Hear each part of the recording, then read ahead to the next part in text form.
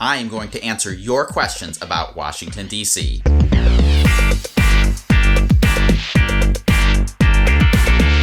Hello, welcome to Trip Hacks DC. My name is Rob. I'm a tour guide here in the nation's capital. If you're coming to Washington, D.C. and you're looking for the best tips, tricks, and hacks for exploring the city, make sure to subscribe to this channel and hit the bell notification icon so that you don't miss any new videos. And if you're interested in signing up for a Trip Hacks DC tour, head on over to triphacksdc.com afterwards to see the tours that we offer. A couple weeks ago, I asked for your questions on YouTube and Facebook, and now I am going to answer them. Thank you to everyone who submitted a question.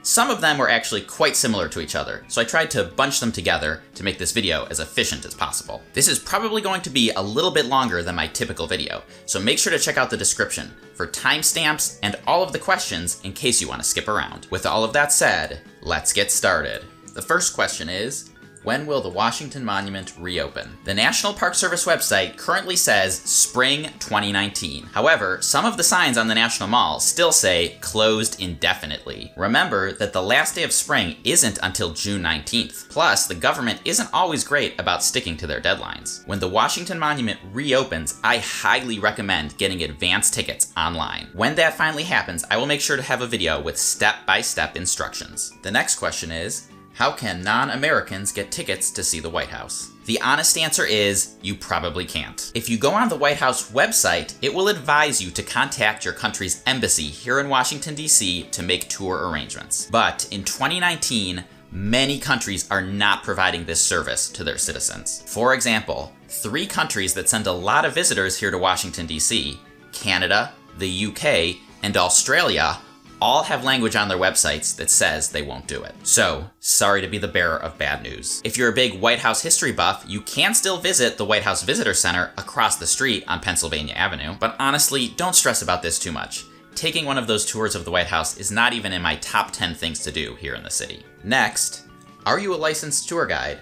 What did you have to do to get your license? Yes, in fact I am. Here's a copy of my actual tour guide license. But here's the surprising, honest truth about tour guide licenses here in DC. The only requirement to get one is the ability to fill out a check for $150 and mail it into the government. That's it. Now, a decade ago, getting a license was actually kind of a big deal because it meant that you actually had to learn about history, the city, then take a test and pass that test. But one of our local tour companies actually sued the government, and their argument was that requiring this test was a violation of their free speech. And believe it or not, they won. So nowadays, when someone touts having a tour guide license as a reason to book with them, unfortunately, it doesn't mean much of anything. Next question.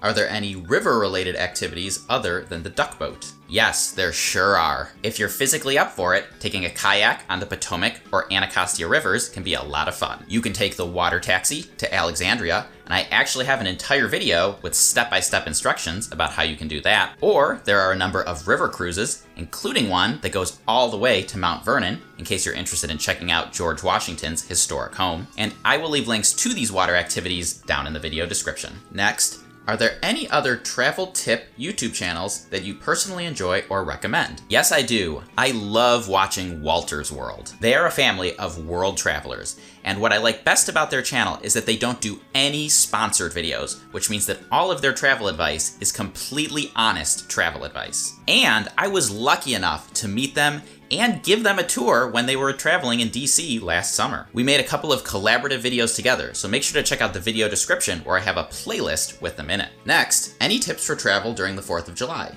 Any festivities that may not be as well known as the parade or the concerts? My personal favorite thing to do on the 4th of July is to go to the Nationals game, which usually starts bright and early at 11 a.m. This year, they're playing the Miami Marlins. Another lesser known thing you can do is to see a dramatic reading of the Declaration of Independence on the steps of the National Archives. There's also special events inside the National Archives throughout the day, and I am always a big fan of the Smithsonian Folklife Festival, held nearby on the National Mall. Next question.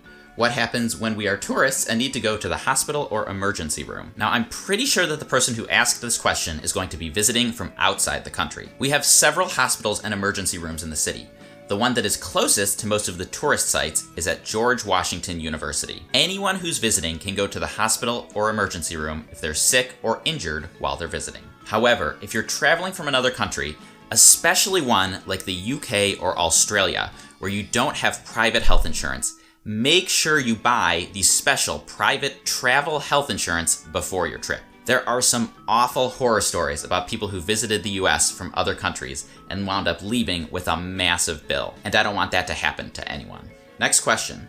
Best way to go to New York from DC. There are basically 4 ways to get between New York and DC, and my preference from most to least favorite is train, bus, rental car, and airplane. Amtrak trains to New York take about 3.5 hours and conveniently depart from Union Station, about half a mile north of the capital. Buses are cheaper but less comfortable, and they take longer because they get stuck in the notorious traffic on I-95. And in my opinion, for reasons I won't get into in this Q&A video, driving and flying are not worth it for most visitors most of the time. Next, where can I see live country music? Now, country music is not huge in DC, the same way that it is in other American cities like Nashville or Memphis. So you're not going to find an entire strip of country music bars here like you would in those other places. But the place that I will say a typical visitor will have the best luck of finding country music is Hill Country Barbecue right downtown. And I will leave a link to their music schedule down in the video description. Next,